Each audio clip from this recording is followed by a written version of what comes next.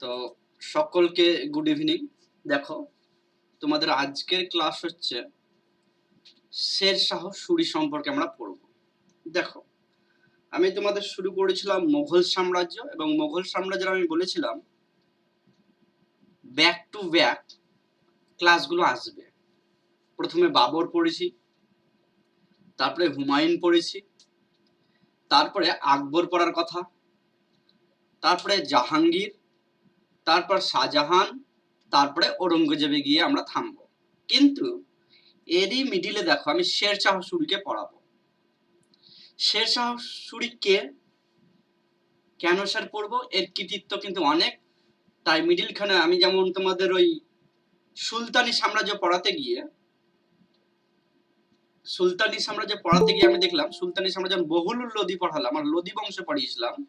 লোদি বংশের পরে আমার মোগল সাম্রাজ্য আসার কথা ছিল, কিন্তু মিডিলখানে আমি কোথায় চলে গেছিলাম, বিজয়নগর সাম্রাজ্য, বাহুমনি সাম্রাজ্য, ভক্তিজম অর্থাৎ সুফিবাদ, ভক্তিবাদ, এগুলো আমি পড়িয়েছিলাম। তারপরে আমি মোগলে ফিরে এসেছি। ঠিক সেই রকমই যদি এগুলোকে আমি না করতাম তাহলে সেগুলো কিন্তু স্কিপ হয়ে যেত। ঠিক সেই রকমই মুঘল সাম্রাজ্য পড়াচ্ছি। মুঘল সাম্রাজ্য দেখো, বাবর, হুমায়ুন, তারপর আকবর পড়ানোর কথা, কিন্তু আকবরের মিডিলে দেখো শেরশাহ ঢুকে গেছে, একজন বিখ্যাত শাসক, আফগান শাসক। সেই জন্য তাকে আমরা আগে পড়ে নেব, তারপর আমরা আকবর থেকে শুরু করব। তো দেখো, প্রথমে তোমাদের আমি এখানে একটা ছবির মাধ্যমে দেখাতে চেয়েছি শেরশাহ সূরি। সূরি বংশের তিনি প্রতিষ্ঠাতা। তিনি যারা বাঘ বা সিংহ, এই যে সিংহটাকে তিনি মেরেছিলেন, দেখতে পাচ্ছ বাঘ বা সিংহ, অর্থাৎ আমি এখানে দেখেছি মজা করে লিখেছি দেখা মুঘল যুগের বাহুবলী। হ্যাঁ, মানে বিখ্যাত একজন বিশাল শক্তিশালী একজন ব্যক্তি, রাইট? তো এর সম্পর্কে পড়তে প্রথমে যেতে হবে যে আফগান রুলার একজন, তিনি কে ছিলেন এই সম্পর্কে আমরা প্রথমে জানবো, তারপরে আস্তে আস্তে আস্তে আস্তে আমরা কিন্তু পড়ব। তো তোমরা দেখতে পাচ্ছ পরিচিতিতে প্রথমে আছে শেরশাহ সূরি। হ্যাঁ, শেরশাহ সূরি ছিলেন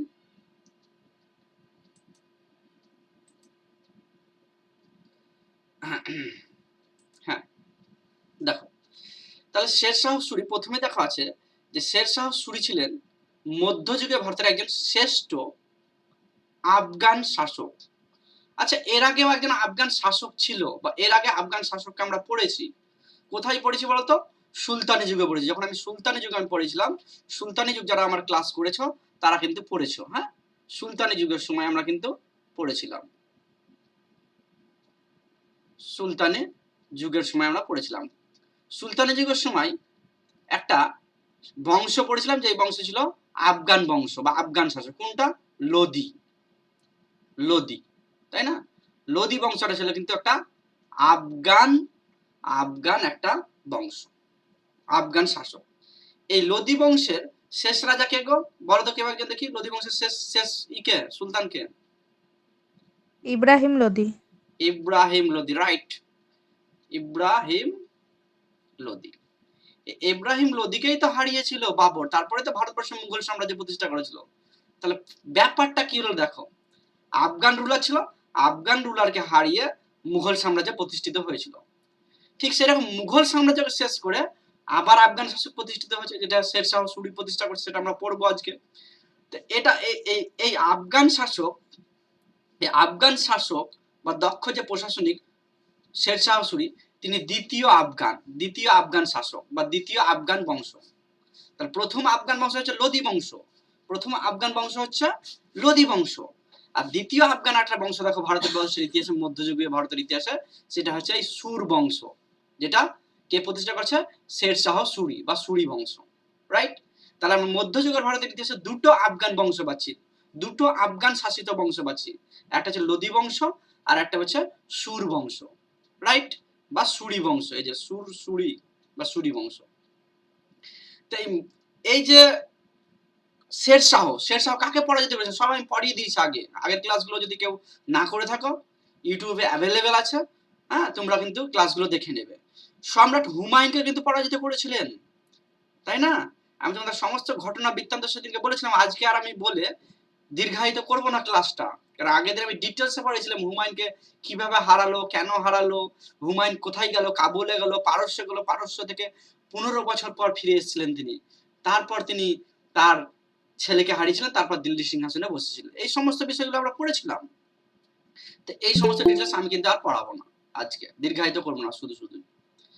দেখো তাহলে দ্বিতীয় আফগান শাসক রুলার হচ্ছে এই শের শাহ সুরি। তার প্রকৃত নামটা বিভিন্ন পরীক্ষায় কিন্তু দিয়ে থাকে। তার প্রকৃত নাম কি? তার প্রকৃত নাম হচ্ছে দেখো ফরিদ খান। কি নাম? ফরিদ খান তার প্রকৃত নাম। এবার চলো আমরা একটু ঘটনা, আমি তোমাদের ঘটনা আকারে পড়াতে ভালোবাসি, গল্পের ছলে, সেটাই আমরা পড়বো। এখানে কিছু ছোট করে দেওয়া আছে। দেখো প্রকৃত নাম হচ্ছে ফরিদ খান, তোমরা দেখতে পাচ্ছ। উপাধি হচ্ছে শের খান বা শের শাহ। এটা কেন উপাধি হলো, কি হলো, সমস্ত কিছু আমি বলছি। জন্ম হচ্ছে 1486, ইম্পর্টেন্ট না, দরকার নেই। জন্মস্থান কোথায়? জন্মস্থান দেখো সাসারাম, বিহারের সাসারাম। আর মৃত্যুও হয়েছিল কিন্তু, এই মৃত্যু যখন হয়েছিল তখন তার যে কবর বা সমাধি তখন কিন্তু এই সাসারামেই দেওয়া হয়েছিল, সাসারামে। ঠিক আছে, মৃত্যুর যে সমাধি সেটাও কিন্তু সাসারামে দেওয়া হয়েছিল বিহারে। আর পিতাকে, তার বাবার নাম কি? হাসান খান সুরি, মনে রাখবে একটু। আর আফগান বংশধর, সুর বংশের প্রতিষ্ঠা হয়েছে, এটা আমি বারবার বলছি। এই কয়েকটা ইম্পর্টেন্ট কয়েকটা জিনিস যেটা তোমাদের আমি বলে দিলাম। এবার চলো তার নাম বলছি আমরা শের শাহ, তাই না? তার নাম কি বলছি আমরা? শের শাহ সুরি, রাইট? দেখো তার নাম তো শাহ সুরি বা শাহ সুরি বা ফরিদ খান। তার প্রকৃত নাম কি? ফরিদ খান, ফরিদ খান। কিন্তু তাকে শের শাহ কেন বলা হচ্ছে? শের শাহ কেন বলা? শের, শের মানে কি? শের মানে হচ্ছে সিংহ। তো তিনি নাকি শের মেরেছিলেন, খালি হাতে একটা শেরকে মেরে দিয়েছিলেন।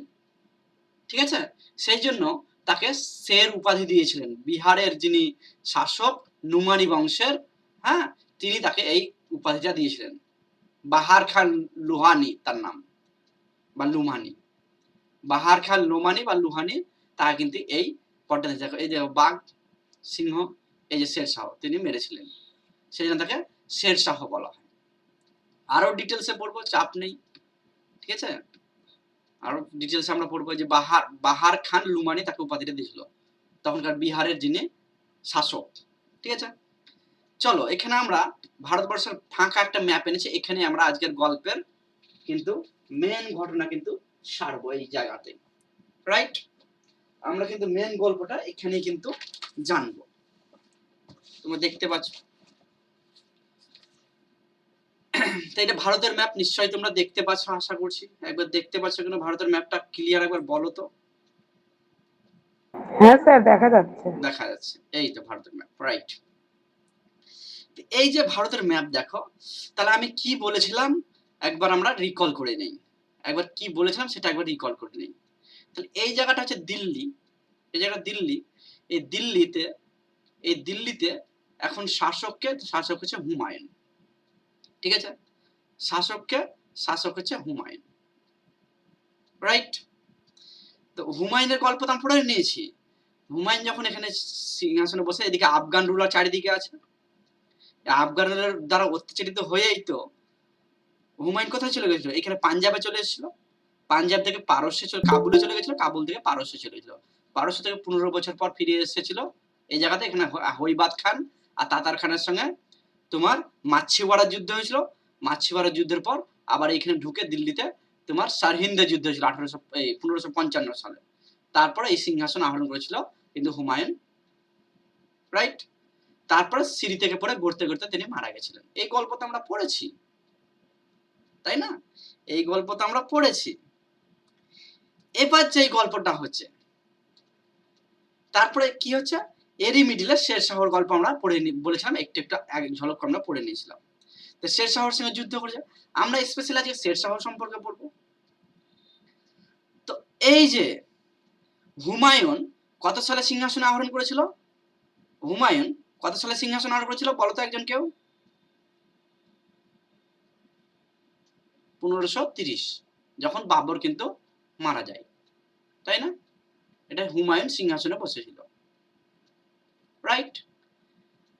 1530 সালে সিংহাসন আরোহণ করছেন, ভালো কথা, খুব ভালো কথা। তারপর হাবি যাবি বিভিন্ন যুদ্ধ টুদ্ধ করছে, এটা সেটা করছে, তারপর আমি সেগুলো স্কিপ করছি। দেখো 1538 সালে কি করছে হুমায়ুন কিন্তু বাংলা অ্যাটাক করছে, এইভাবে চলে এসে বিহারের উপর দিয়ে এসে এইভাবে কিন্তু বাংলা অ্যাটাক করছে। কেন অ্যাটাক করছে? কারণ তিনি বুঝতে পেরেছেন বাংলাতে যে আফগান শাসকের অত্যাচার কিন্তু বেড়ে গেছে, অর্থাৎ এই আফগান শাসকরা হুমায়ুনকে এখন হারানোর চেষ্টা করছে, রাইট? তাই হুমায়ুন কিন্তু এই দিক দিয়ে বাংলা আক্রমণ করলো 1538 সালে, তিনি বাংলা আক্রমণ করলেন। খুব ভালো কথা, বাংলা আক্রমণ করলো। এবার এই হুমায়ুন যখন ফিরে আসছে, এবার আক্রমণ করার পর তিনি বাংলাতে দখল করে এবার ফিরে আসছেন। ফিরে যাওয়ার সময় এখানে বিহার পড়ছে, এই জায়গাটা, এই বিহারে রেস্ট নিয়েছিল। এগুলো পড়িয়েছি আমি একবার, যেহেতু আজকে শেষ সহ পড়াচ্ছি তাই আবার বলে দিচ্ছি। এখানে রেস্ট নিয়েছিল কিছুক্ষণ। এখানে রেস্ট নেওয়ার সময় শেরশাহ অ্যাটাক করে। শেরশাহ ছিল বিহারি একজন আফগান রুলার, তিনি রেডি হয়েছিলেন, তিনি তাকে অ্যাটাক করেন এই জায়গাতে। এবং হুমায়ুনকে জলে চুবিয়ে আনতে বলেছিলাম, হুমায়ুন তো জলে ডুবছিল। সেই সময় বাহাউদ্দিন ভিস্তি নামে একজন জেলে তাকে বাঁচিয়েছিল। এই সমস্ত ঘটনা পড়েছি। অর্থাৎ 1539 সালে আমরা দেখেছিলাম কি যুদ্ধ হয়েছিল, চৌসার যুদ্ধ হয়েছিল, তাই না? চৌসার যুদ্ধ, রাইট? তারপরে হুমায়ুন কোন রকম প্রাণে বেঁচে এই আবার দিল্লির সিংহাসনে গিয়ে বসে, এই ঘটনা আমি পড়িয়েছি। তারপর তিনি আবার প্রস্তুতি নিয়ে কি করছে, আবার শেরশাহকে অ্যাটাক করার চেষ্টা করছে, ঠিক এই জায়গাতে, কনৌজে, উত্তরপ্রদেশের কনৌজে, এই জায়গাতে। আর শেরশাহ এদিক থেকে যাচ্ছে এইভাবে দিয়ে 1540 সালে কি হচ্ছে, 1540 কনৌজ বা বিলবগ্রামের যুদ্ধ হচ্ছে। আগের দিন আমি এগুলো পড়িয়েছি, তবুও পড়াচ্ছি, হ্যাঁ, কারণ শেরশাহ পড়াচ্ছি তো। বিলগ্রামের যুদ্ধ হচ্ছে এই জায়গাতে, রাইট? এই জায়গাতে দিয়ে কি করছে, এখানে হেরে যাচ্ছে হুমায়ুন। পুরো হেরে যাওয়ার পর হুমায়ুন কি করছে, হুমায়ুন কিন্তু এই দিল্লিতে চলে আসছে। দিল্লিতে এসেও শান্তি নেই, কারণ জানছে যে আফগানরা অ্যাটাক করতে চলে আসছে। তাই দিল্লি ছেড়ে সে কোথায় চলে যাচ্ছে, এইদিকে চলে যাচ্ছে। কোথায় চলে যাচ্ছে গো? এটা যাচ্ছে তোমার পাঞ্জাবে, তাই না? পাঞ্জাবের অমরকোটে চলে যাচ্ছে। অমরকোটে তার বন্ধু একটা রাজা ছিল বীরসাল, তার কাছে আশ্রয় নিচ্ছে, এবং সেখানেও তিনি শান্তি পাচ্ছে না। 1542 সালে এই পাঞ্জাবের অমরকোট ছেড়ে বউ হামিদা বানুকে রেখে, হামিদা বানু ছিল প্রেগনেন্ট, সেই বউ হামিদা বানুকে রেখে তিনি চলে যাচ্ছেন কাবুলে চলে যাচ্ছেন, ঠিক আছে? এই কাবুল থেকে চলে যাচ্ছেন তিনি পারস্যে, এখানে চলে যাচ্ছেন। এই পারস্য থেকে ফিরছে 15 বছর পর, ফিরে এসে এখানে মাছিবাড়ার যুদ্ধ করছে, এখানে সরহিন্দের যুদ্ধ করছে, দিল্লির চেয়ারে বসছে। এটা তো পরের ঘটনা। কিন্তু এই যে আমি বললাম, কি বললাম, এই যে আমি তোমাদের বললাম যে কি হচ্ছে, যেটা হচ্ছে যে, দাঁড়াও, ওয়েট, একটু মিটাতে দাও এই জায়গাটা। হ্যাঁ, এই যুদ্ধ তো পড়ে নিয়েছি আমরা, রাইট? ব্যাস, এগুলো আমরা পড়বো না, এত কিছু জানবো না, আমরা আগের ক্লাসে পড়েছি, রাইট? এই যে দিল্লি ছেড়ে তো চলে গেল 1540 সালে হুমায়ুন, তা দিল্লি তো এখন ফাঁকা, তাই না? দিল্লি তো ফাঁকা। এই সময় শেরশাহ কি করলো, এই বিহার থেকে এসে এখানে এসে তিনি দিল্লির সিংহাসনে বসলেন, দিল্লির সিংহাসন আহরণ করলেন, রাইট? তাহলে দিল্লির সিংহাসনে এখন বসলেন এবং শেরশাহ সুরি তার শাসন চালাতে লাগলো। কত সালে? 1540 সালে। তাহলে দিল্লির সিংহাসনে কে বসলেন 1540 সালে? শেরশাহ সুরি, রাইট? এবার কি হচ্ছে, এবার যেটা আমরা দেখলাম শেরশাহ সুরি চেয়ারে বসে গেল, শেরশাহ সুরি কে জেনে গেলাম, কিন্তু এরও কিছুটা পাস্ট হিস্ট্রি আছে যেটা আমি তোমাদের বলিনি, হালকা করে একটু বলে দিচ্ছি, তোমরা শুনে নাও জাস্ট। শেরশাহ সুরির বাবা, শেরশাহ সুরির যিনি বাবা তার নাম হচ্ছে হাসান আলী, নোটের মধ্যে সব আছে, হ্যাঁ? শেরশাহ সুরির বাবা, শেরশাহ সুরি তো রাজার ছেলে ছিল না, শেরশাহ সুরি একজন ক্লার্কের ছেলে ছিল। শেরশাহ সুরির একজন বাবা, তো এখানে দেখো লোদি বংশের শাসন চলছিল। এই লোদি বংশের শাসন যখন চলছিল, এই লোদি বংশের শাসনকালে এই লোদি বংশের শাসক ইব্রাহিম লোদি কি করেছিল, বিহারে একজনকে দায়িত্ব দিয়েছিল যে তুমি যাও বিহারে শাসন কার্য পরিচালনা করো। তো বিহারে যার শাসন যাকে দায়িত্ব দিয়েছিল তার নাম কি ছিল, বাহার আলী। কি নাম ছিল, বাহার আলী লোমানি বা নুমানি বলা, হ্যাঁ, বা নুমানি বংশেরও এই বাহার আলী নুমানি এখানে কিন্তু শাসন কার্য চালাতো। তখন শের শাহর পিতা, তার পিতার নাম হচ্ছে হাসান আলী। হাসান আলী, এই শের শাহজির পিতা হাসান আলী তিনি কি করতেন, বাহার আলীর আন্ডারে ক্লার্কের কাজ করতেন এই বিহারে। আর এই হাসান আলীর ছেলেই হচ্ছে শের শাহ। শের শাহ, তাহলে দেখো প্রজার ছেলে বলতে পারো, প্রজার ছেলে হচ্ছে শের শাহ। এই খেলা শের শাহর কিছু ঘটনা। আর শের শাহকে শের শাহ উপাধি দিয়েছিল এই বাহার আলী নুমানি, কারণ তিনি খালি হাতে সিংহ বা বাঘ মেরেছিলেন। এই শের শাহ দেখো প্রজার ছেলে আজকে কি হয়ে গেল, এখানে কিন্তু রাজা হয়ে গেল বা সম্রাট বা শাসক হয়ে গেল দিল্লির। আজকে দিল্লির শাসক কিন্তু আজকে কিন্তু হয়ে গেল, আমরা দেখতে পাচ্ছি, রাইট। এই ঘটনা তো অনেক বড় ঘটনা, এগুলো নোটের মধ্যে সব আছে, আমি অবশ্যই বলবো। তোমাদেরকে যেটা আমি বারবার বোঝাতে চাইছি সেটা হচ্ছে যে এর কালে কি কি যুদ্ধ হয়েছিল সেগুলো অবশ্যই পড়তে হবে। হ্যাঁ, এগুলো তো আমি তোমাদের বুঝালাম, আমি ডবল ম্যাপ আনিনি, একটা ম্যাপেই তোমাদের আমি ধরে ধরে বুঝাবো, মিটিয়ে মিটিয়ে বারবার মুছে মুছে। হ্যাঁ, একটু তোমরা কোঅপারেট করবে আশা করছি, রাইট। তো দিল্লির শাসক এখন বসে গেল, এই দিল্লিতে বসে গেল কে, এই দিল্লিতে বসে গেল কিন্তু শের শাহ 1540 সালে। এই দিল্লিতে যখন বসলো, বসার পর তার শাসনকাল এখন পুরো বিহার, তাই না। আর এই যে বাংলা, এই যে বাংলা সাইডে বা বিহার, এই যে বিহার, এই বিহারের সাইডে কিছু জাতি ছিল, জানে গক্ষর জাতি, তাদের কি বলা হয়, গক্ষর জাতি। কি জাতি গো, গক্ষর জাতি বা গক্ষর টাইপ। এই গক্ষর টাইপ, এখানকার যে গক্ষর টাইপ বা গক্ষর জাতি, এরা কি করতো, মাঝে মাঝে বাংলাতে অ্যাটাক করতো, মাঝে মাঝে এই বিহারে অ্যাটাক করতো, বিহারেই ছিল, মাঝে মাঝে দিল্লি অ্যাটাক করতো, মাঝে মাঝে মধ্যপ্রদেশে অ্যাটাক করতো, মানে চারদিকে এদের কাজ ছিল চারদিকে অ্যাটাক করা, লুটপাট চালানো। এদের অত্যাচারে কিন্তু খুব বিরক্ত হয়েছিল শের শাহ। সেই জন্য কি করলো, এই যে গক্ষর টাইপ, এখানকার যে গক্ষর টাইপ বিহারের, এই গক্ষর টাইপ দেখে হারিয়ে দিল, তাদের সঙ্গে যুদ্ধ করলো। কত সালে, চেয়ারে বসে বসে 1540 সালে বসলো, 1541 সালে কিন্তু তাদের সঙ্গে যুদ্ধ করলো, 1541 সালে গক্ষর টাইপদের সঙ্গে। দিয়ে এখানে কি করলো, একটা প্রাচীর করে দিল, প্রাচীর এরকম বা কিলা যেটাকে বলা হয়, কিলা। যেই কিলাটার নাম হচ্ছে কি, রোহটাস বিল্ডিং বা রোহটাস গড় বা রোহটাস কিলা। কি নাম বললাম, রোহটাস কিলা, রোহটাস গড় কিলা, রাইট। এখানে তৈরি করে যাতে গক্ষর টাইপরা আর যেদিক সেদিক অ্যাটাক করতে না পারে, তাদের বেঁধে দিল। তাহলে দেখো তার প্রথম চেয়ারে বসেই 1541 সালে এখানে কি করলো, গক্ষর টাইপ দেখে জব্দ করার জন্য এখানে একটা কিলা তৈরি করে দিল।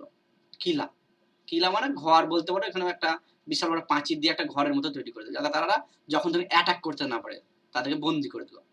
তো প্রথম দেখো 1541 সালে রোহটাস কিলা করে দিল গক্ষর টাইপ দেখে। কোন টাইপ, এখানে লিখে দিয়েছি কোন টাইপ, গক্ষর, গয়কার ক্ষয় ক্ষয়ে র, গক্ষর জাতি। এই গক্ষর জাতিকে প্রথমে জব্দ করলো, রাইট। এই গক্ষর জাতিকে জব্দ করে তারপরে দেখো এখানে উত্তরপ্রদেশে ঠিক এই জায়গাতে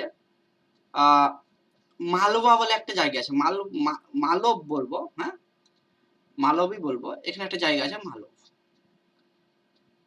একে বলেছিল যখন হুমায়ুনের সঙ্গে যুদ্ধ করছিল, হুমায়ুনের সঙ্গে যখন যুদ্ধ হয়েছিল কনজের, তখন কিন্তু কনজ বা বিলবগামরা যখন যুদ্ধ হয়েছিল এই জায়গাতে, তখন এই মেবারের রাজাকে বলেছিল তুমি আমাকে সাহায্য করো, তাহলে আমরা কি করব, তোমরা যদি আমাকে সাহায্য করো তাহলে কিন্তু আমরা হুমায়ুনকে হারিয়ে দেবো এবং এই জায়গাটা আমরা দুজন মিলে ভাগাভাগি করে নেব। কিন্তু মেবারের রাজা কিন্তু তখন কিন্তু সেটা শেয়ার করতে রাজি হয়নি, ঠিক আছে। ফলে এই একটা রাগ তার উপর ছিল। শেরশাহ কি করলো, দাঁড়া দেখছি তোকে, শেরশাহ অ্যাটাক করে দিল মেবার, ঠিক আছে। মালবকে অ্যাটাক করে দিল, মালবকে অ্যাটাক করতে হবে। মালবো মালবো বলা হয়, হ্যাঁ মালব বললে ভুল হচ্ছে, মালবই বলা হয়, ইংরেজিতে মালবা মালবা, রাইট। একে কিন্তু অ্যাটাক করে দিল এবং একে হারিয়ে দিল কত সালে? পরের বছরই 1542 সালে। কত সালে? 1542 সালে। তাহলে প্রথমে দেখো গোক্ষর ট্রাইব থেকে হারিয়ে রোহটাস বিল্ডিং তৈরি করলো এখানে। দ্বিতীয় দেখো মালবাকে হারিয়ে এখানে 1542 সালে দেখো একে হারিয়ে এই জায়গাটা দখল করে নিল শেরশাহ। তারপর তার কাজ দেখো, তারপর তার কাজ হচ্ছে দেখো মধ্যপ্রদেশের একটা জায়গা আছে রাইসিন বলে জায়গা আছে, এই জায়গাটা মধ্যপ্রদেশের একটা জায়গা আছে রাইসিন, এই জায়গাটা আমি আর দিয়ে শুধু লিখলাম রাইসিন, ঠিক আছে। এই রাইসিনের রাজাকেও তিনি অ্যাটাক করলেন। তার কাজ হচ্ছে পুরো সাম্রাজ্য বিস্তার করা, অ্যাটাক করা আশপাশের এলাকাগুলোকে। তিনি এখানেও অ্যাটাক করলেন রাইসিনকে। রাইসিনের রাজা ছিল কে? রাইসিনের রাজা ছিল পুরানমল। সব নোটের মধ্যে আছে, হ্যাঁ আমি অত নাম টাম লিখে ঘিজি করছি না। এই পুরানমলকে অ্যাটাক করলো এবং পুরানমলকে অ্যাটাক করার পর পুরানমলকে পরাজিত করলো 1543 সালে। মানে পর দেখো প্রত্যেক বছর যুদ্ধ করছে। 1540 সালে বসছে, 1541 সালে দেখো রোহটাস বিল্ডিং তৈরি করছে গোক্ষরিয়া থেকে ই করে, তারপর মালবাকে পরাজিত করছে 1542 সালে। 1543 সালে দেখো তোমার এখানে যে রাইসিন মধ্যপ্রদেশের রাইসিন বলে যে জায়গাটা আছে সেখানে রাইসিনের রাজা পুরনমলকে অ্যাটাক করছে এবং তাকে পরাজিত করছে। কিন্তু সেখানে অ্যাটাক করার সেখানে লুটপাট চালাচ্ছে শেরশাহ। এদিকে যেহেতু মধ্যপ্রদেশ দেখো মধ্যপ্রদেশের একটা রাজপুত একটা ছিল, আমি আগের দিন বলেছিলাম জহরওয়াত বা জহর বা জহরবত। জহরটা কি তোমাদের মধ্যে থেকে আমি শুনবো কি জহর বা জহরবত বলেছিলাম, হ্যাঁ বলো কেউ একজন।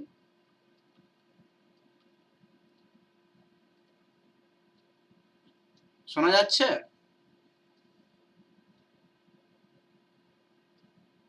হ্যাঁ শোনা যাচ্ছে। হ্যাঁ জহরবতটা হচ্ছে যে এখানকার যে মহিলা, এই মহিলা রানী সহ যে মহিলারা তারা জান দিয়ে দেবে, প্রাণ দিয়ে দেবে, কিন্তু তাদের মান সম্মান ইজ্জত নষ্ট করবে না।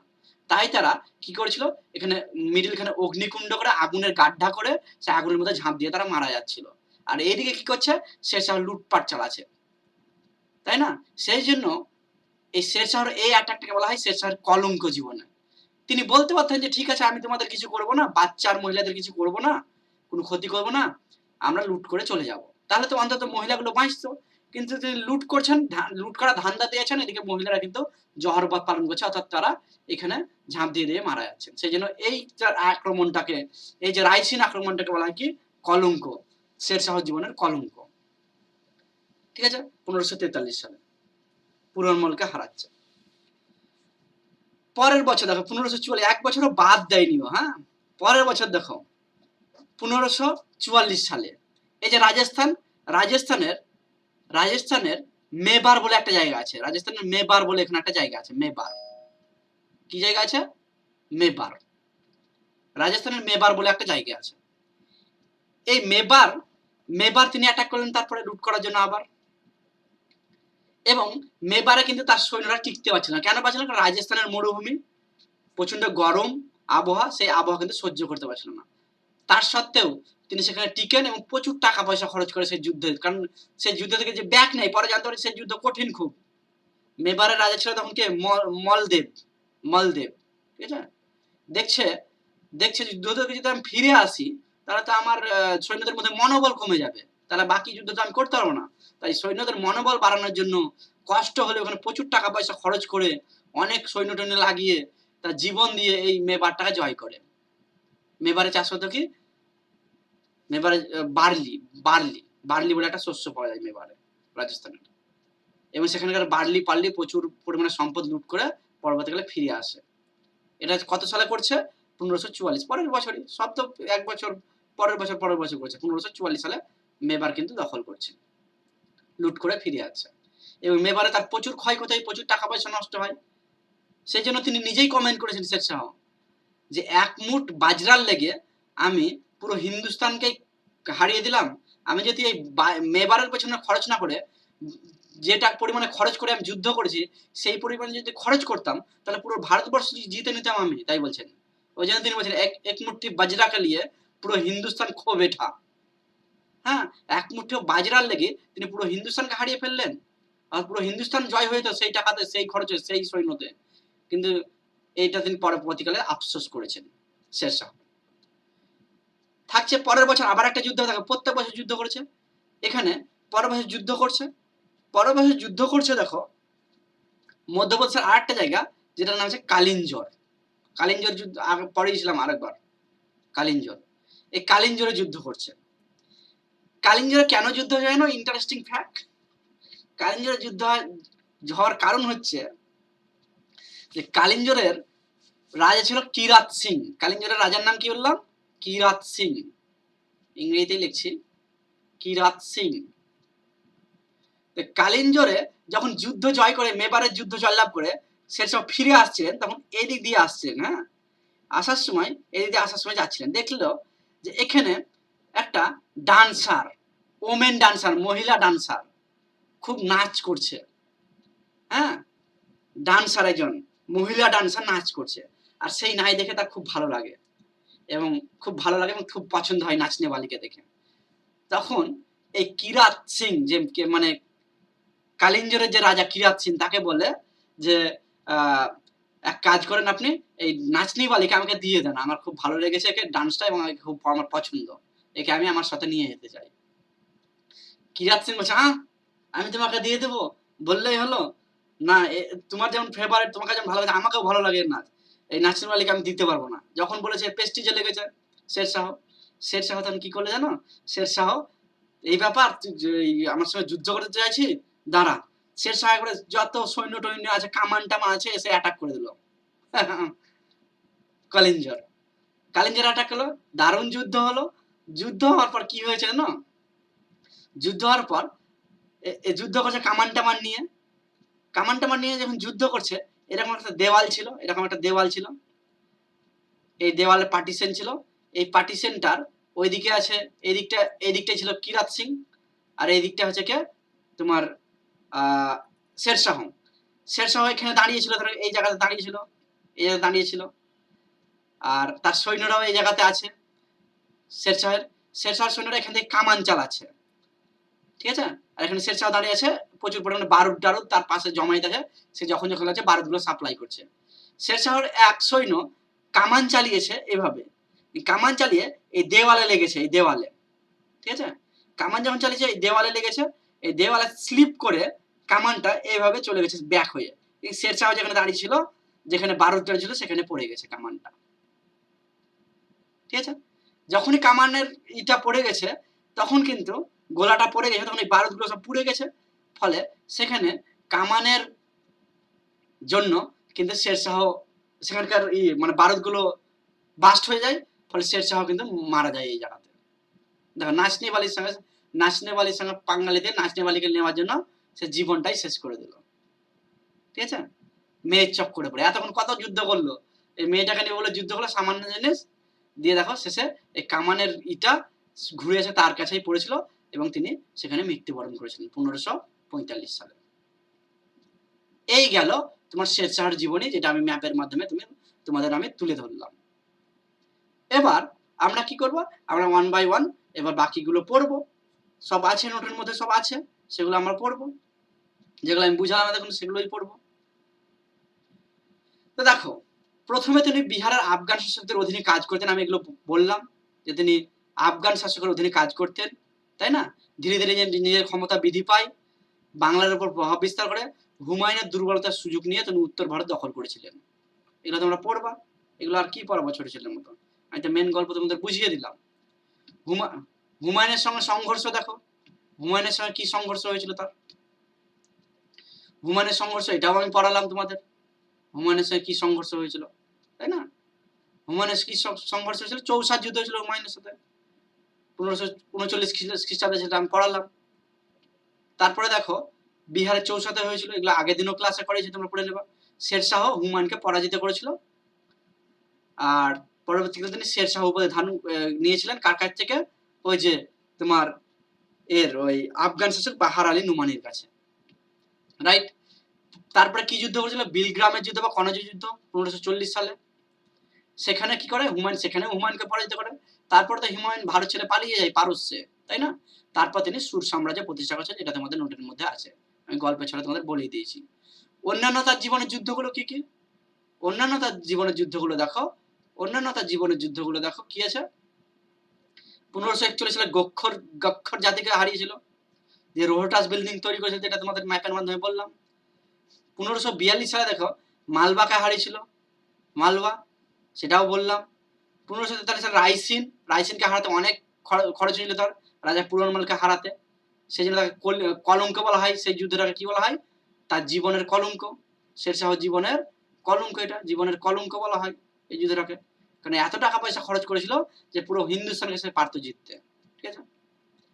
তারপরে 1544 হবে, হ্যাঁ, এটা 45 করা আছে, এটা 44 হবে, হ্যাঁ। 1544 সালে মেবারের মল্লদেবের সঙ্গে যুদ্ধ হয়েছিল বার্লির জন্য। 1545 সালে কালিঞ্জরের যুদ্ধ নাচনেওয়ালির সঙ্গে কিরাত সিং এর সাথে। এই যে নাচনেওয়ালি, তিনি যখন কি করছেন, তিনি যখন সেই মেবার জিতে চলে আসছেন রাজস্থানের, এসে দেখছেন নাচনেওয়ালি খুব নাচছে, তার নাচ দেখে খুব আনন্দিত, তার খুব পছন্দ হয়ে গেছে।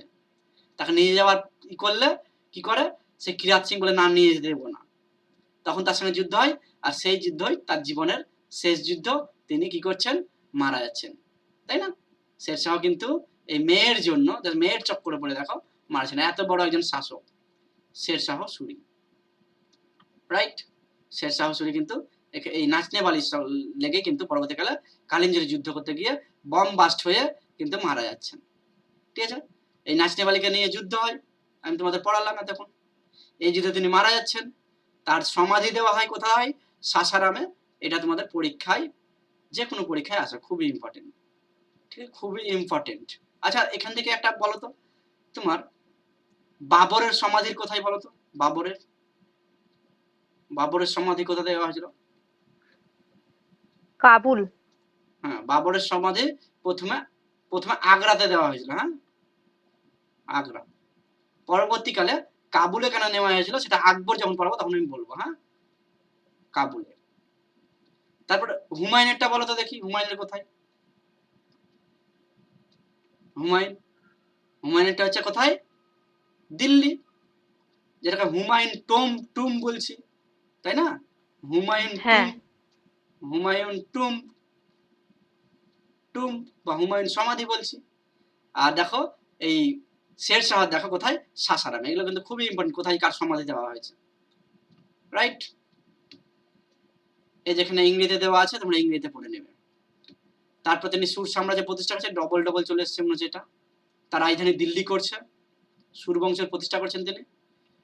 এই গেল শেরশাহর সম্পর্কে সংক্ষিপ্ত বিবরণ। এবার শেরশাহর জীবনে কেন পড়বো আমরা ভারতবর্ষের ইতিহাসে? কারণ শেরশাহ প্রশাসনিক সুধার করেছিলেন, প্রশাসনিক কয়েকটা ব্যবস্থা কিন্তু উন্নত করেছিলেন। সেগুলো কি? সেগুলো আমাদের পড়তে হবে।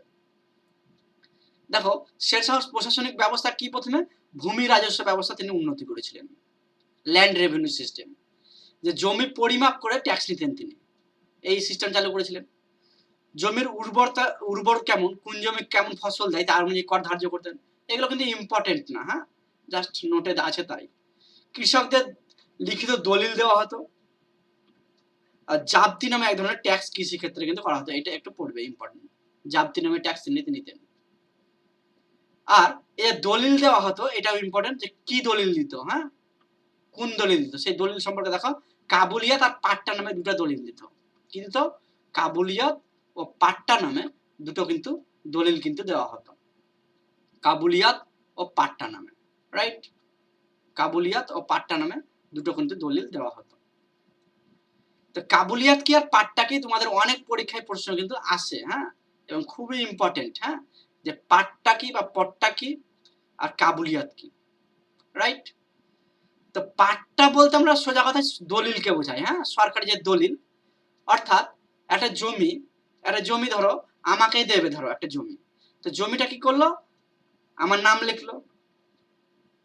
লিখলো, দাগ নম্বর লিখলো, কোন দাগের জমি, পরিমাণ লিখলো, আমাকে কত পরিমাণ জমি দিল, পরিমাণ,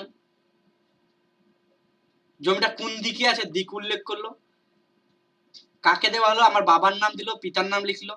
অর্থাৎ একটা যখন জমি দিচ্ছে শেরশাহ কাউকে, তখন জমিটা পুরো লিখিত করে দিচ্ছে। হ্যাঁ, কাকে দিছি, কত পরিমাণ দিচ্ছি, হ্যাঁ, কত দিনের জন্য দিচ্ছি।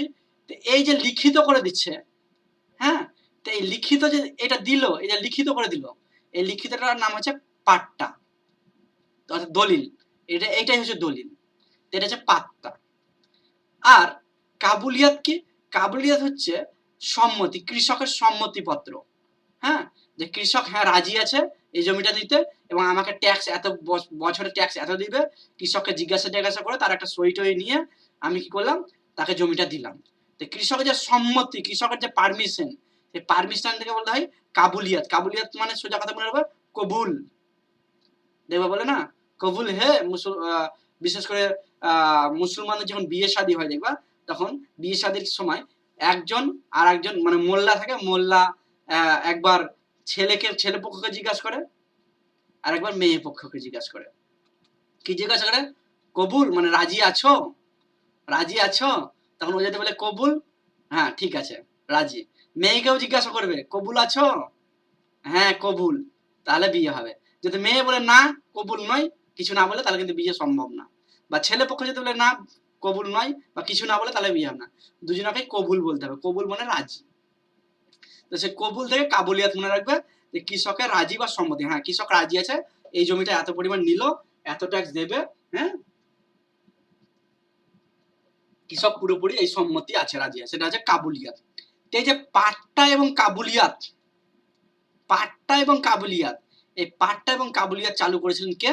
এই পাট্টা এবং কাবুলিয়াত চালু করেছিলেন কিন্তু কে? এই শেরশাহ সূরি। খুবই খুবই ইম্পর্টেন্ট, তোমরা যদি কোন পরীক্ষা দিয়ে থাকো তোমরা দেখবে খুবই ইম্পর্টেন্ট। দেখো এটা হচ্ছে কাবুলিয়াত, পুরো কবুল নিয়ে নিয়েছে তার মধ্যে, তোমরা রাজি আছে, এই রাজি আছো। এটা হচ্ছে পাট্টা, ঠিক আছে, কৃষকের সম্মতি এখানে লেখা আছে। তো এই গেল কাবুলিয়াত আর পাট্টা আমরা দেখলাম। আর এগুলো বাকিগুলো একটু পড়ে নিবা। হ্যাঁ, আর তিনি আর একটা তার শাসন ব্যবস্থার ক্ষেত্রে উল্লেখযোগ্য একটা কাজ হলো মুদ্রা ব্যবস্থা। কি ব্যবস্থা? মুদ্রা ব্যবস্থা বা কারেন্সি সিস্টেম। কি মুদ্রা ব্যবস্থা স্যার? দেখো, তিনি 3 ধরনের মুদ্রা প্রচলন করেছিলেন। হ্যাঁ, কি কি মুদ্রা প্রচলন করেছেন? 3 ধরনের। প্রথম হচ্ছে রুপিয়া, দাম আর মোহর। কি বললাম? রুপিয়া, দাম আর মোহর, এই 3 ধরনের মুদ্রা প্রচলন করেছিলেন তিনি, ঠিক আছে। রুপিয়া যে টাকাটা, কয়েনটা, সেটা কিসের তৈরি হতো? সেটা হতো রূপার। রুপিয়া দেখো রূপার হতো, রুপিয়া রূপার। রূপার কয়েন তোমরা দেখতে পাচ্ছ, এই যে কয়েনগুলো, এটা তো সোনার, তাই না? তো রূপার কয়েনটা রুপিয়া। দাম হচ্ছে তামার, এই যে এখানে তামার টাকা তো দেখতে পাচ্ছি না, হ্যাঁ, দাম হচ্ছে তামার। আর মোহর যেটা, সেটা হচ্ছে সোনার, যেটাকে আশরাফিও বলা হয়, আশরাফি। তো তার জীবনকালে তিনি 3 ধরনের মুদ্রা প্রচলন করেছিলেন। একটা হচ্ছে রুপিয়া, যেটা বর্তমানে রুপিয়া আমরা ব্যবহার করছি, ভারতবর্ষের রুপিয়া। 2 নম্বর কি করছি? দাম। 3 নম্বর কি করছি? আশরাফি, ঠিক আছে, আশারফি হবে, হ্যাঁ আশারফি, আশারফি। বা এটাকে আশারফির আরেকটা নাম কি বললাম? মোহর। আশারফির আরেকটা নাম কি বললাম গো? মোহর। এই যে রুপিয়া, রুপিয়াটা কিসের হবে? রূপোর হবে, তাই না, রূপোর হবে। দামটা কিসের হবে? তামার হবে। আশারফি বা মোহরটা হবে সোনার। তো দেখো, সোনাটা এটা বিশেষ করে বড় লোকদের জন্য, ধনী ব্যক্তিদের জন্য। দেখো, রূপোটা কাদের জন্য? মধ্যবিত্ত পরিবারের জন্য, মধ্যবিত্ত। আর যেটা দাম, সেটা হচ্ছে গরিব বা মিডিয়াম, যারা মানে গরিব বা যারা দরিদ্রদের জন্য দাম। তো এই 3 ধরনের ক্যাটাগরি বা মুদ্রার কিন্তু তিনি প্রচলন করেছিলেন, আমাদেরকে মনে রাখতে হবে, ইম্পর্টেন্ট একটা জায়গা। রুপিয়া, দাম, আশরাফির প্রবর্তন তিনি করেছিলেন। কে করেছিলেন? এই শেরশাহ সূরি। আর এই রুপিয়া চালু করেছিলেন, আর সেটাই পরবর্তীকালে আধুনিক ভারতে কি রুপির ভিত্তি হয়েছে, যেটা রুপি বলে না, রুপি, এত রুপি, অত রুপি, রুপি, রাইট। আর একটা তার ইম্পর্টেন্ট কাজ হচ্ছে, সেটা হচ্ছে রাস্তা নির্মাণ। কি কাজ গো? রাস্তা নির্মাণ। তিনি রাস্তা নির্মাণ করেছিলেন, তোমরা সকলেই পড়েছো, গ্র্যান্ড ট্রাঙ্ক রোড। কি রোড? গ্র্যান্ড ট্যাঙ্ক রোড, এই রোডের নাম শুনেছ? কে শুনোনি? এই রোডের নাম সকলেই শুনেছ, গ্র্যান্ড ট্যাঙ্ক রোড, তাই না?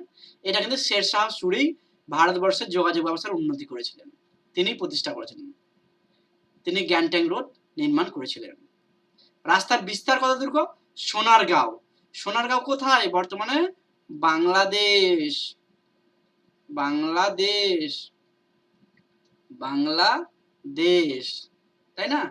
সোনারগাঁও থেকে পেশোয়া, পেশোয়া, পেশোয়া কাবুল, আফগানিস্তান, পেশোয়া অর্থাৎ আফগানিস্তান, এটা আফগানিস্তানে পড়বে পেশোয়াটা, আফগানিস্তান বা পাকিস্তান, হ্যাঁ আফগানিস্তান। তাদেরকে এত দূর পর্যন্ত তিনি রোড নির্মাণ করেছিলেন, যেটা হচ্ছে গ্র্যান্ড ট্যাঙ্ক রোড। দেখো এখানে ম্যাপের থ্রুতে এনেছি, দেখতে পাচ্ছ? এই যে দেখতে পাচ্ছ, এই যে বাংলাদেশের সোনারগাঁও, এটা হচ্ছে এটা বাংলাদেশের বাইরে চলে গেছে এটা, হ্যাঁ। তো এখন তো এটা তো পুরাতন ম্যাপ, অনেক পুরাতন ম্যাপ এনেছি আমি। তো বাংলাদেশের এই সোনারগাঁও থেকে শুরু করে দেখো চলে গেছে রাস্তা, এই চলে গেছে, এই চলে গিয়ে দেখো কোথায় গেছে, এই দেখো কাবুল, কাবুল পর্যন্ত গেছে, পেশোয়া পর্যন্ত গেছে, এই যে আফগানিস্তান পেশোয়া। এইটা রোডটার নাম কি? GT road. কি রোড? জিটি রোড বা গ্র্যান্ড ট্যাঙ্ক রোড। এটা অনেক সময় পরীক্ষায় দেয় যে জিটি রোড কে প্রতিষ্ঠা করেছিলেন, কে চালু করেছেন, সেটা হচ্ছে শেরশাহ সূরি। তো অনেকবার প্রশ্নটা দিয়েছে, একাধিকবার কিন্তু প্রশ্নটা কিন্তু দিয়েছে তোমাদের, রাইট? তো এই গেল তার রাস্তাঘাট নির্মাণে কিন্তু সুধার, রাস্তাঘাট নির্মাণে কিন্তু তার সুধার আমরা দেখতে পেলাম, রাইট? তারপরে দেখো এই রাস্তার ধারে ধারে কিন্তু তিনি কি লাগিয়েছিলেন? রাস্তার ধারে ধারে তিনি কি লাগিয়েছিলেন? গাছ লাগিয়েছিলেন। রাস্তার ধারে ধারে তিনি গাছ লাগিয়েছিলেন। ওয়েট,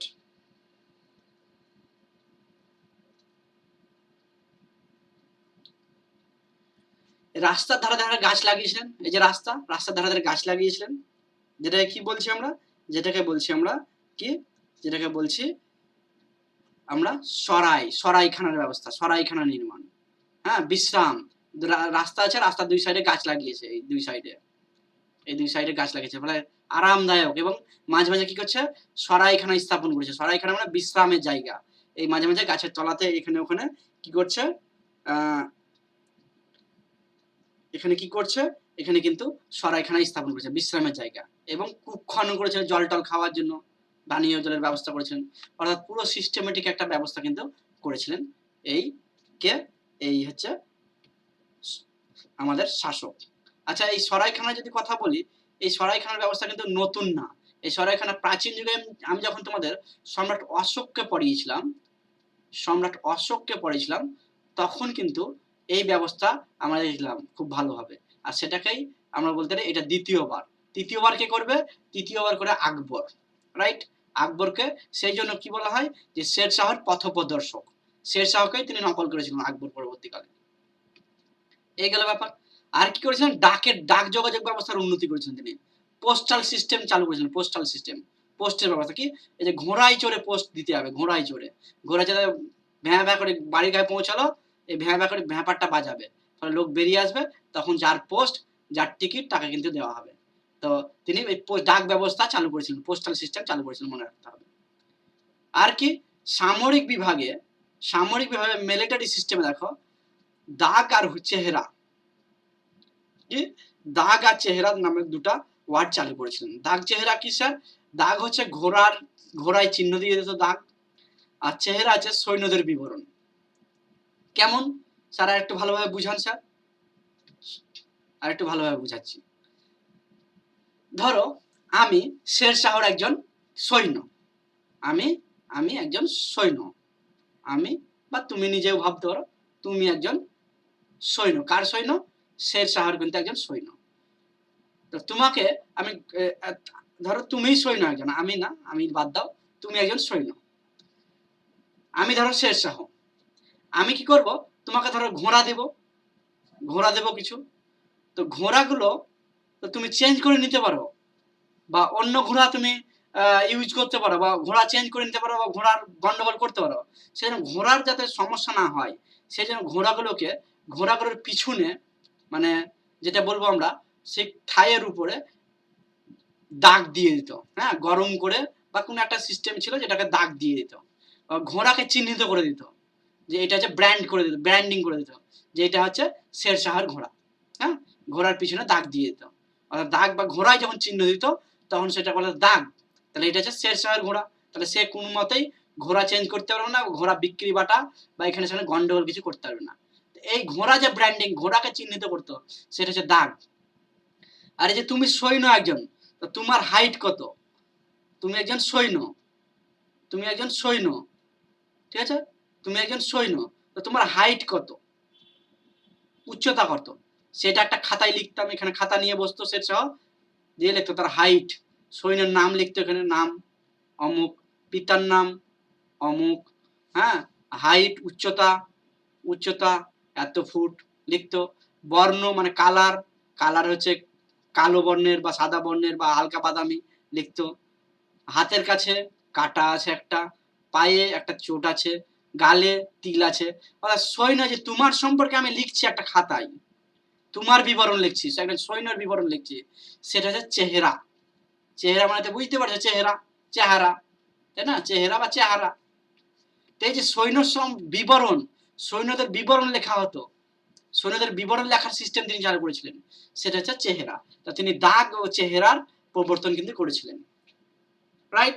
এটাকে নকল কোথা থেকে করেছে, এটা নকল করেছে কোথা থেকে বলতো, এটা নকল করেছে আলাউদ্দিন খলজি থেকে।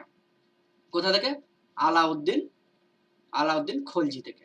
আলাউদ্দিন খলজি কি চালু করেছেন, আলাউদ্দিন চালু করেছিলেন দাগ ও হুলিয়া, তাই না, দাগ ও হুলিয়া চালু করেছিলেন। হুলিয়া চেহারা, যেটা চেহারা বলছে কিন্তু বলতে হুলিয়া, হুলিয়া মানেও চেহারা, তাই দাগ ও হুলিয়া, দাগ ও হুলিয়া কিন্তু আলাউদ্দিন খলজি চালু করেছিলেন, এটা ভুল করবে না, হ্যাঁ। আর দাগ আর চেহারা চালু করেছেন কিন্তু শেরশাহ সুরি। তো দেখো এখানে একটা এনেছি, কি বলছে, the dog, the dog branding of horse and চেহারা, the description of soldier, হ্যাঁ, সিস্টেম ইন্ট্রোডিউস বাই, কার দ্বারা ইন্ট্রোডিউস হয়েছে, দেখো আলাউদ্দিন খলজি অপশনে আছে, আলাউদ্দিন খলজি কিন্তু হবে না, কি হবে তাহলে, শেরশাহ সুরি হবে কারেক্ট অ্যান্সার, শেরশাহ সুরি হবে। এই যে ঘোড়া, ঘোড়ার পিছনে একটা দাগ দিয়ে দিত, যেটা শেরশাহর ঘোড়া, সেটা হচ্ছে দাগ, আর চেহারাকে এই যে সৈন্য, সৈন্যর ডেসক্রিপশন লিখতে, সৈন্য কেমন দেখতে, কত হয়, এটা হচ্ছে চেহারা।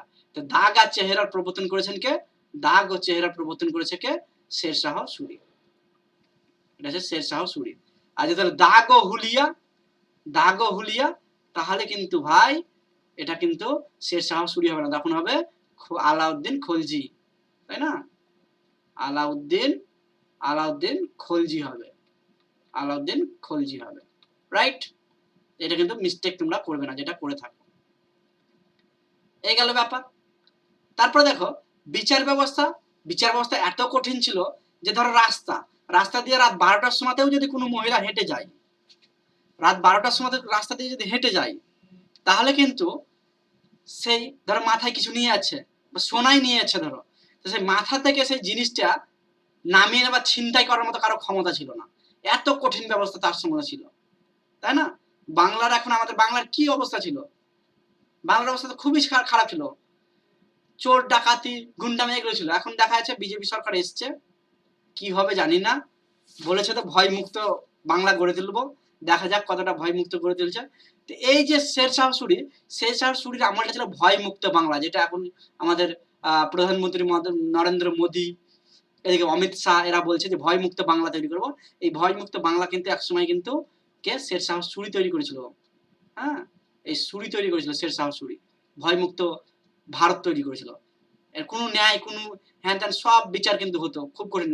মাত্র তো 5 বছর রাজত্ব করে দেখো, 1540 থেকে 1545, মাত্র 5 বছর, তাই না, 5 থেকে 6 বছর। এই 5-6 বছরে এই অবস্থা করেছিল, আরো বাঁচলে কি হতো ভাবো। আকবরকে যখন পড়বো আমরা দেখো 25 বছর রাজত্ব করেছিলেন তিনি, 25 বছরে তিনি এত সিস্টেম এনেছিলেন, সেজন্য আকবরকে আমরা বলছি প্রকৃত প্রতিষ্ঠাতা। কিন্তু এই যদি 25 বছর থাকতো, শেরশাহ তাহলে কি করতে ভাবতে পেরেছো। এই হলো শেরশাহ সুরি, বুঝলা, এরকম পাওয়ার তার ছিল। আর শেরশাহ সুরি স্থাপত্য আমরা পড়লাম, সাসারাম, বিহারের সাসারামে তার সমাধি স্থাপন করা হয়েছিল, যেটা ইন্দো ইসলামিক আর্কিটেকচারে তৈরি, মানে ইন্দো ইসলামিক আর্কিটেকচার দিয়ে তৈরি তাদের, মানে এটা একটা পদ্ধতি। এই যে বিহারের সাসারাম, এই সাসারামে এটাই হচ্ছে তার টুম্ব, এটা তার সমাধিস্থল, ঠিক আছে। আর এই যে পুরানো কেল্লাতে বললাম, পুরানো কেল্লাও তিনি তৈরি করেছিলেন, তাই না? আমি এর হুমায়ুন পাড়ায় তখন বলেছিলাম পুরানো কেল্লা, এটা তো এই যে পুরানো কেল্লা ছবি আগেও দেখেছিলেন। আর কি রোহতাস দুর্গ, যেটা বিহারে গক্ষর যা ট্রাইবকে হারিয়ে করলো, গোক্ষর দুর্গ, এই যে গোক্ষর দুর্গ নির্মাণ করেছিলেন তিনি। এই হলো কয়েকটা তার জীবনের কয়েকটা ইম্পর্টেন্ট স্থাপত্য। তার মৃত্যু কোথায় হয় এটা তো পড়ে নিয়েছে আগে। মৃত্যু কালিঞ্জরের যুদ্ধ হয় 1545 সালে, নাচনেবালির লেগে যুদ্ধ করছিল, হ্যাঁ, নাচনেবালিকে নেওয়ার জন্য, নাচনেবালিকে সঙ্গে নিয়ে যাওয়ার সেই যুদ্ধ হলো, আর সেই যুদ্ধে তার জীবন গেল, প্রাণ গেল, তাই না? নিজের যে গান পাউডার, সেই গান পাউডারের বিস্ফোরণে তিনি মারা গেছিলেন। এই যে শেরশাহ সুরি ছবি এনেছে দেখো, এই তিনি এই পেছনে বম বাস্ট হয়ে মারা যাচ্ছেন, হ্যাঁ, নিজের মৃত্যু নিজেই ডেকে এনেছেন। এই গেল শেরশাহ সুরি। তিনি একজন দক্ষ শাসক ছিলেন, উন্নত রাজস্ব ব্যবস্থা রেখেছিলেন, আধুনিক মুদ্রা প্রবর্তন করেছিলেন, যোগাযোগ ব্যবস্থার উন্নতি করেছিলেন, আকবরের প্রশাসনিক ভিত্তি স্থাপন করেছিলেন। অর্থাৎ তাকে কি বলা হয়? আকবরের পথপ্রদর্শক বলা হয়, হ্যাঁ, আকবরের পথপ্রদর্শক। এটা প্রশ্ন দেয়, হ্যাঁ, পথ প্রদর্শক, প্রদর্শক বলা হয় তাকে।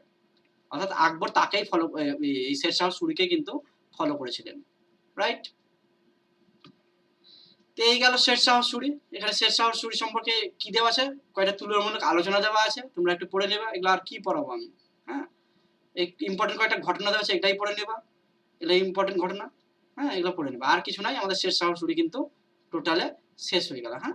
এই গেল শেরশাহ সুরি। শেরশাহ সুরির প্রকৃত নাম দেখো ফরিদ খান। শেরশাহের উপাধি কি?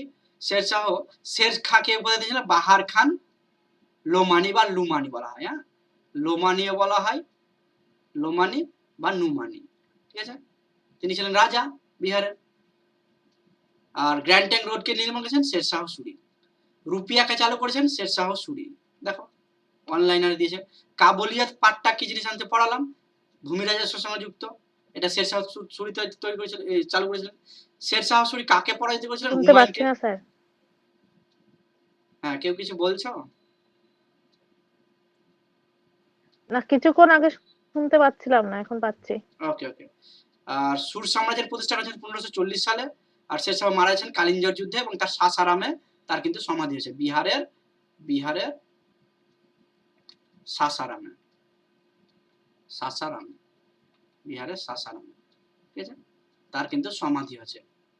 এই গেল আমাদের কি, এই গেল আমাদের তোমার পুরো শেরশাহর জীবনী বা শেরশাহর ব্যাপারটা। এই জন্য আমি ক্যাপশনে দেখো প্রথমে দিয়েছি শেরশাহকে বাহুবলী বলা হয়, মুঘল সাম্রাজ্যের বাহুবলী। এটা আমি দিয়েছি কিন্তু, হ্যাঁ, এটা কিন্তু আমি নিজে বানিয়েছি, মানে তার কৃতিত্ব দেখে, কোনো ঐতিহাসিক বলেননি কিন্তু। এই যে মুঘল যুগের বাহুবলী বলা হয়, কারণ দেখো, কারণ এর বাঘকে মেরেছিলেন, এত 5 বছর এত কিছু সুধার করেছিলেন, তাই না? এই হলো শেরশাহ সুরি, এত বিখ্যাত একজন ফেমাস লোক বা ব্যক্তি কিন্তু, হ্যাঁ, যার কথা না পড়লেই না। তো এই গেল শেরশাহ সুরি। তো শেরশাহ সুরি সম্পর্কে আমাদের এই ছিল আজকের ক্লাস। তো আমি আর কন্টিনিউ করছি না, তোমাদের মধ্যে থেকে বলো কারো কোনো জায়গায় বুঝতে অসুবিধা হলে আমি আবার একবার বুঝিয়ে দেবো তোমাদের, হ্যাঁ।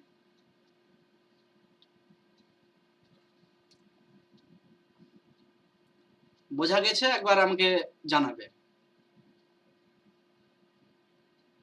হ্যাঁ স্যার, বোঝা গেছে। বাকিরা বলো।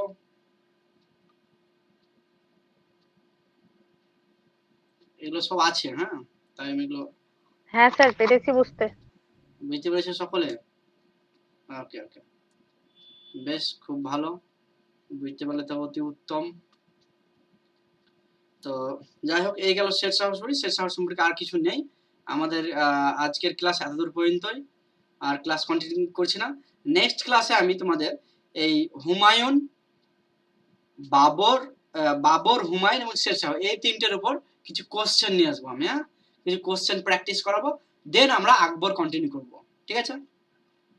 তো তোমরা এই পিপিটিটা আমি পাঠিয়ে দেবো, তোমাদের পিডিএফটা তোমরা সকলেই পড়ে নেবে, হ্যাঁ। তো আশা করছি তোমরা বুঝতে পেরেছো। আমরা আজকের ক্লাস এতদূর পর্যন্ত। কারো কিছু কোয়ারিজ থাকলে বলো, কোনো কিছু জানার থাকলে। স্যার বলছি যে আমাদের তো সাবজেক্টের সিডিপি আসবে, তো সাবজেক্টের সিডিপির যদি কোনো রকম একটা মানে কোনো একদিন যদি প্র্যাকটিস সেট বাড়িতে দিয়ে দিতেন আমরা